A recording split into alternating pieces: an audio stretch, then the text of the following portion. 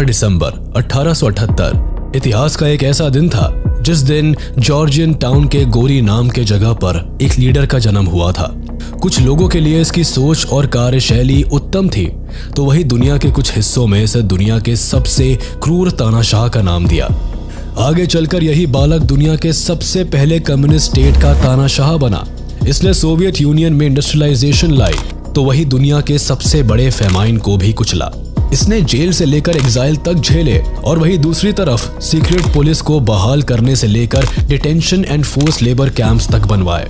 जी हाँ, हम बात कर रहे हैं अक्टूबर रेवोल्यूशन मार्क्सिज्म के सबसे मजबूत नेता बनकर उभरे द डिक्टेटर स्टालिन की। His popularity far outstripped that of any other world leader. In the Soviet Union, his image was everywhere. He had become a living icon. Stalin left his forces in no doubt as to who they should fear most, him or Hitler.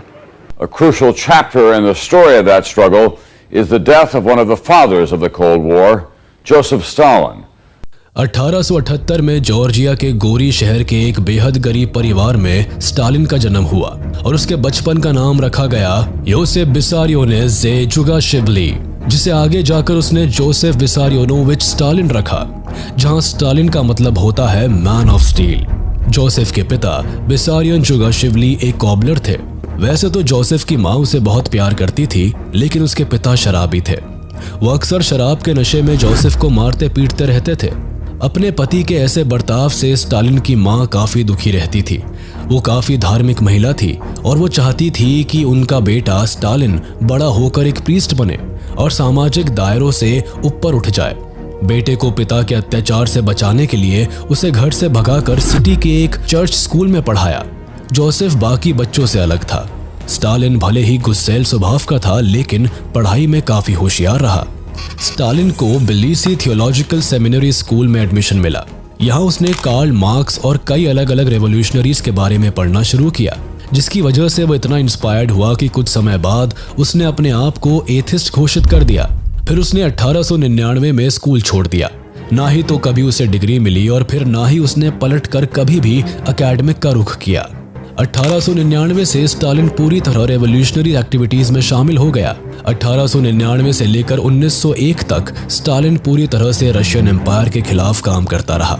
उसने कई भाषण दिए और मजदूरों को इकट्ठा किया। कई बार वो अरेस्ट होने से बचा। लेफ्टिस्ट और रेवोल्यूशनरीज के साथ मिलकर रशियन एम्पायर को उखाड़ फेंकना ही स्टालिन के जीवन का लक्ष्य बन गया। 1901 में उसने Russian social democratic party join की, जिसका मकसद रोमनोव डायनेस्टी के जार रेजिमेंट को उखाड़ फेंकना था। सन 1901 में इस पार्टी ने स्टालिन को बटूमी भेजा, जहां उसे पार्टी के लिए कई काम सौंपे गए। फिर 1902 में स्टालिन ने रिफाइनरी स्टोर हाउस में काम किया, जहां उसने मजदूरों के हक के लिए कई हड़ताल किए, जिसके परिणाम के तौर पर मजदूरों के पेमेंट बढ़े। लेकिन लगातार हो रहे हड़तालों और मजदूरों के मांगों की वजह से कैपिटलिस्ट ने पुलिस की मदद ली और साथ ही सारे रेवोल्यूशनरीज और प्रदर्शनकारियों को बुरी तरह मारा पीटा गया। हालांकि इससे शांति नहीं बहाल हुई और स्टालिन ने फिर नया हड़ताल घोषित कर दिया। इस बार पुलिस ने बर्बरता दिखाई। कई सारे लेफ्टिस्ट लीडर्स पकड़े गए। हजारों लोग बुरी तरह जख्मी हुए। इस कांड को इतिहास में बटूमी मैसेकर का नाम दिया गया। इस कांड के बाद स्टालिन भी गिरफ्तार हुआ, लेकिन तब तक कम्युनिस्ट सोसाइटी से लेकर रशिया तक में स्टालिन के नाम का डंका बज गया था। 1903 में स्टालिन के केस की सुनवाई हुई और उसे 3 साल के एग्जाइल में साइबेरिया भेज दिया गया। हालांकि जल्दी ही स्टालिन इस एग्जाइल से भाग निकला। स्टालिन के फिलिस आने के साथ ही उसके पॉलिटिकल करियर में बड़ा बदलाव हुआ। इसके एग्जाइल के दौरान 1903 में RSDLP पार्टी का बंटवारा हो गया, जिसमें से एक पार्टी का नाम बोल्शेविक्स था, जिसे व्लादिमीर लेनिन लीड कर रहे थे। स्टालिन चूंकि लेनिन से पहले से ही प्रभावित था, तो उसने इसी पार्टी को ज्वाइन कर लिया। जल्दी ही सेंट पीटर्सबर्ग में एक भयानक मैसेकर हुआ, जिसमें रेवोल्यूशनरीज को मारा गया। इस दिन को इतिहास में ब्लडी संडे के नाम से जाना जाता है। इसी के बाद स्टालिन ने लेफ्टिस्ट की टोली बनाई, जिसका नाम दिया गया रेड बैटल स्क्वाड।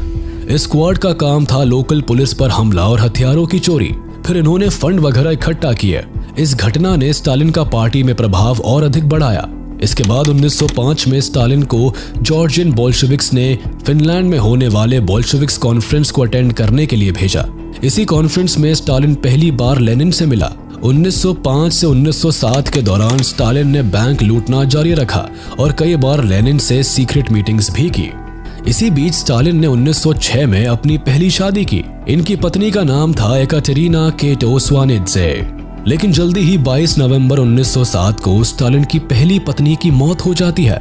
स्टालिन ने उसके मौत पर कहा था कि इस औरत ने मेरे पत्थर दिल को पिघलाया था और अब इसकी मौत के साथ ही ह्यूमैनिटी की भी मेरी जिंदगी में मौत हो गई। पत्नी के मौत के बाद स्टालिन खुलकर पॉलिटिकल एक्टिविटीज में शामिल हो गया। बैंक रॉबरी और पार्टी फंडिंग का सारा काम स्टालिन ने और अग्रेसिव मैनर में शुरू कर दिया। मार्च 25, 1908 में स्टालिन फिर से गिरफ्तार हुआ और इस बार उसे लगभग 8 महीने के जेल के बाद फिर से सोल्विचगॉड्स्क नाम की जगह पर एग्जाइल में भेज दिया गया। स्टालिन को यहाँ 2 साल के लिए भेजा गया, लेकिन 24 जून 1909 को स्टालिन वहां से भाग निकला और बाकू आकर फिर से पार्टी टास्क में इन्वॉल्व हो गया। लेकिन स्टालिन फिर से मार्च 23, 1910 को गिरफ्तार कर लिया गया और उसे वापस सोल्विचगॉड्स्क में एग्जाइल दिया गया। फिर फाइनली 1912 में स्टालिन फिर से वहां से भाग निकला और लेनिन के कामों में जुट गया। 1912 में स्टालिन को सक्सेस की पहली सीढ़ी मिली जब लेनिन ने उसे बोल्शेविक पार्टी की फर्स्ट सेंट्रल कमेटी और न्यूज़पेपर प्रॉडा का चेयरमैन बना दिया। लेनिन से जब स्टालिन को इतनी बड़ी अपॉर्चुनिटी मिली तो वो पार्टी एंड लेनिन के लिए और भी ज्यादा डेडिकेटेड हो जाता है। साथ ही स्टालिन लेनिन के नजर में सबसे पसंदीदा लोगों में से एक बन जाता है। चूंकि स्टालिन का काम और उसकी रेवोल्यूशनरी राइटिंग ने फिर से उसे गिरफ्तारी के चंगुल में फंसा दिया और फिर फरवरी 23, 1913 को स्टालिन अरेस्ट हो जाता है। इस बार उसे आर्कटिक रीजन के एक रिमोट गांव कुरेका में एग्जाइल दे दिया गया ताकि अब की बार स्टालिन भाग ना पाए।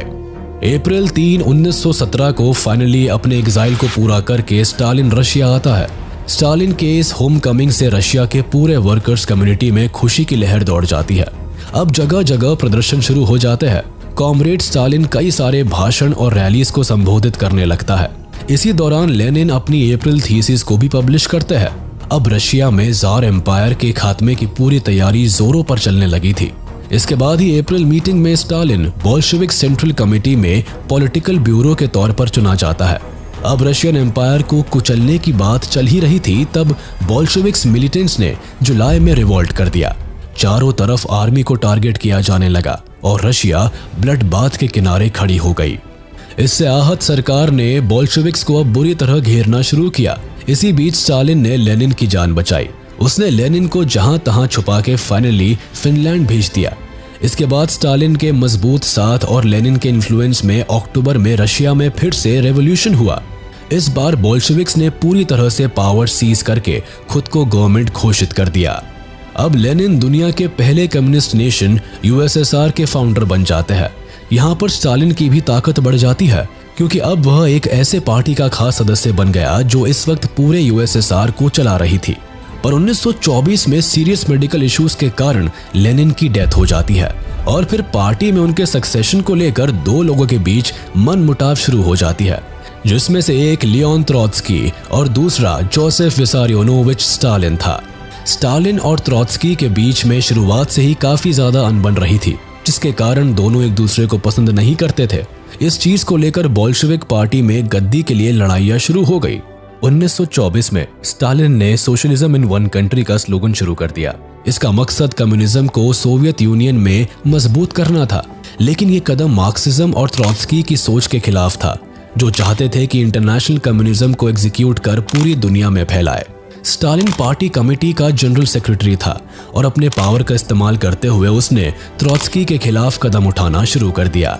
1929 में उसने त्रोत्स्की को पार्टी और देश से बाहर निकाल दिया और 1940 में खबर आई कि उसके पूरे परिवार की हत्या कर दी गई है।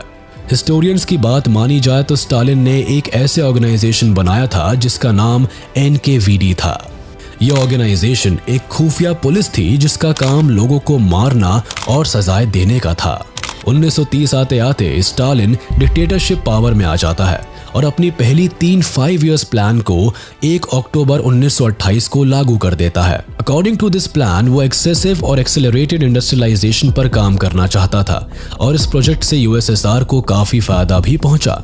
इससे कोयले, तेल और भी ऐसी कई चीजों की प्रोडक्शन बढ़ गई थी, लेकिन स्टालिन को इस प्लान की शुरुआत से ढेर सारे फूड आइटम्स की आवश्यकता थी, जिसकी वजह से उसने किसानों पर अत्याचार करना शुरू कर दिया। जैसे फार्मर्स के छोटे जमीनों का ग्रुप बनाकर उसे अपने कंट्रोल में रखना शुरू कर दिया, और तो और 90% प्रोडक्शन का हिस्सा रूलिंग एलिट्स को देने लगा और 10% किसानों के पास बचने लगा। अभी इन परेशानियों से फार्मर्स उभरे भी नहीं थे कि अचानक से प्राकृतिक मुसीबतें आने लगी, जिससे हार्वेस्टिंग आधे से भी कम होने लगी और लगभग सारा फसल रूलिंग एलिट्स को जाने लगा। इन कारणों से किसानों का हाल दिन ब दिन बदतर होने लगा। स्टालिन के इस कदम से सोवियत यूनियन में फेमाइन आ गई, जिसे द सोवियत फेमाइन कहते हैं। 1930 से लेकर 1933 तक चले इस फेमाइन में सोवियत यूनियन के ज्यादातर खेतीहर जगह जैसे Ukraine, northern Caucasus, Volga region, Kazakhstan, the South Urals and West Siberia वगैरह में लोग भूख से मरने लगे। ऐसा माना जाता है कि इस दौरान लगभग 80 लाख लोगों की मौत पूरे सोवियत यूनियन में भूखमरी के कारण हुई थी। लगातार लोगों पर ब्रुटैलिटी बरसाते हुए और लाखों को मौत के घाट उतारते हुए स्टालिन को धीरे धीरे ऐसा महसूस होने लगा था कि अब उसकी गद्दी शायद छीनी जा सकती है, जिसके कारण उसने एक भयानक फैसला लिया। उसने एक ऐसे एक्ट को लाने की कोशिश की जो दिल दहला देने वाला था। इस एक्ट का नाम था द ग्रेट पर्ज, जिसके हिसाब से ऐसा कोई भी इंसान जिससे स्टालिन को खतरा महसूस होता था या कोई ऐसा जो मशहूर होने लगता था, तो इस एक्ट के अकॉर्डिंग से उसे मार दिया जाता था।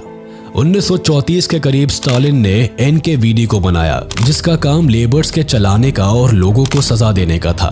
But according to some facts, Stalin की ऑर्गेनाइजेशन एक खुफिया पुलिस का काम भी करती थी, जो उन सारे लोगों को मौत के घाट उतार देती थी जिससे स्टालिन को खतरा महसूस होता था।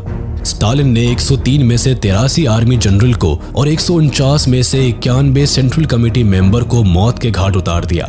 इतना ही नहीं, उसने अपने पार्टी के 30 लाख में से 10 लाख एक्टिविस्ट को मरवा दिया। 1936 से लेकर 1938 तक स्टालिन ने 2 ऐसे कैंप्स का गठन किया, जिसमें उन सारे लोगों को मजदूर की तरह काम करवाया जाता था जो स्टालिन के सपोर्टर्स नहीं होते थे। जिसमें प्रिजन कैंप्स में कई लोगों को भूखे प्यासे जेल के अंदर डाल दिया जाता था, जिस वजह से काफी ज्यादा लोग मारे गए। पर इससे भी भयानक मंजर गुलाग कैंप्स में देखने को मिलता था। गुलाग कैंप्स में लोगों को बंद करके और उन्हें मजदूर बनाकर उन पर अत्याचार किए जाते थे और हर रोज कई लोग मारे जाते थे।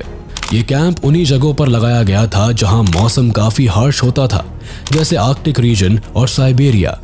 लोगों को यहाँ भूखे प्यासे काम करवाया जाता था।